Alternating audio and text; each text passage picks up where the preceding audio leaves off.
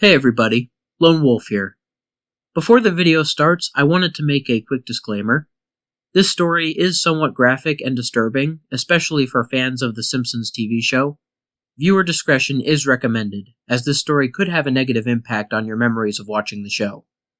Other than that, I hope you guys enjoy another classic lost episode creepypasta.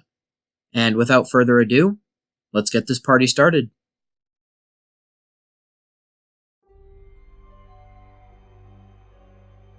You know how Fox has a weird way of counting Simpsons episodes? They refuse to count a couple of them, making the amount of episodes inconsistent. The reason for this is a lost episode from Season 1. Finding details about this missing episode is difficult. No one who was working on the show at the time likes to talk about it. From what has been pieced together, the lost episode was written entirely by Matt Groening. During production of the first season, Matt started to act strangely. He was very quiet, seemed nervous and morbid. Mentioning this to anyone who was present results in them getting very angry and forbidding you to ever mention it to Matt. I first heard of it at an event where David Silverman was speaking. Someone in the crowd asked about the episode, and Silverman simply left the stage, ending the presentation hours early. The episode's production number was 7G06, and the title was Dead Bart.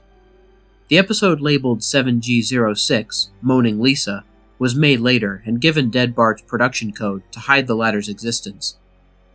In addition to getting angry, asking anyone who was on the show about this will cause them to do everything they can to stop you from directly communicating with Matt Groening. At a fan event, I managed to follow him after he spoke to the crowd, and eventually had a chance to talk to him alone as he was leaving the building. He didn't seem upset that I followed him, probably expected a typical encounter with an obsessive fan. When I mentioned the lost episode, though, all color drained from his face, and he started trembling. When I asked him if he could tell me any details, he sounded like he was on the verge of tears. He grabbed a piece of paper, wrote something on it, and handed it to me. He begged me never to mention the episode again. The piece of paper had a website address on it. I would rather not say what it was, for reasons you'll see in a second. I entered the address into my browser, and I came to a site that was completely black, except for a line of yellow text, a download link. I clicked on it, and a file started downloading. Once the file was downloaded, my computer went crazy. It was the worst virus I had ever seen. System Restore didn't work. The entire computer had to be rebooted. Before doing this, though, I copied the file onto a CD. I tried to open it on my now empty computer, and as I suspected, there was an episode of The Simpsons on it. The episode started off like any other, but had very poor quality animation. If you've seen the original animation for Some Enchanted Evening, it was similar, but less stable. The first act was fairly normal, but the way the characters acted seemed a little off. Homer seemed angrier, Marge seemed depressed, Lisa seemed anxious. Bart seemed to have genuine anger and hatred for his parents. The episode was about the Simpsons going on a plane trip. Near the end of the first act, the plane was taking off. Bart was fooling around, as you'd expect. However, as the plane was about 50 feet off the ground, Bart broke a window on the plane and was sucked out. At the beginning of the series, Matt had an idea that the animated style of the Simpsons world represented life, and that death turned things more realistic. This idea was used in this episode. The picture of Bart's corpse was barely recognizable. They took full advantage of it not having to move, and made an almost photorealistic drawing of his dead body. Act 1 ended with a shot of Bart's corpse. When Act 2 started, Homer, Marge, and Lisa were sitting at the table, crying. The crying went on and on. It got more pained, and sounded more realistic.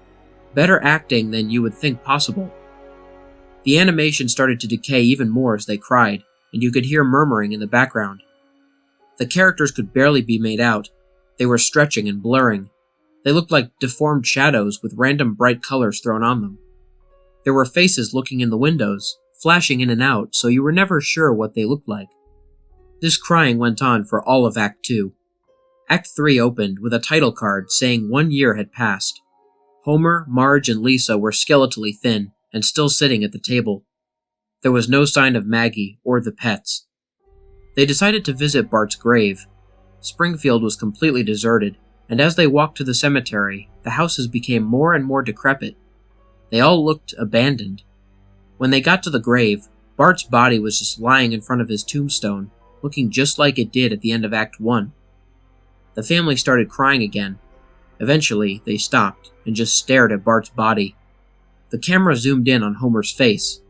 According to summaries, Homer tells a joke at this part, but it isn't audible in the version I saw, and you can't tell what Homer is saying. The view zoomed out as the episode came to a close. The tombstones in the background had the names of every Simpsons guest star on them. Some that no one had heard of in 1989. Some that haven't been on the show yet. All of them had death dates on them. For guests who died since, like Michael Jackson and George Harrison, the dates were when they would die. The credits were completely silent and seemed handwritten. The final image was the Simpson family on their couch, like in the intros, but all drawn in the hyper-realistic, lifeless style of Bart's corpse.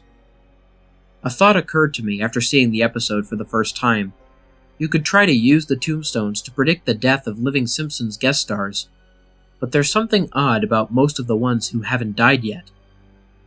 All of their deaths are listed as the same date.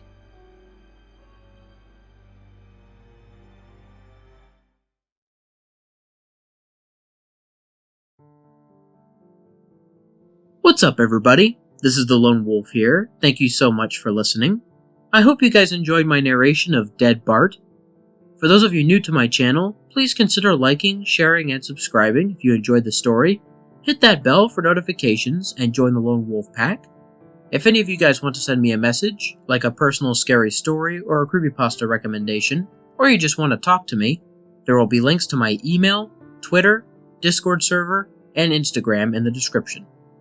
There will also be links in the description for all of the music artists that I used in this video, along with each individual track that I used for those of you interested in the music. And last but certainly not least, if any of you guys have any ideas or tips for me to make my videos better, please leave me a comment or send me a direct message. Until next time, stay spooky. And remember, the hunt begins when the moon is full. See you soon.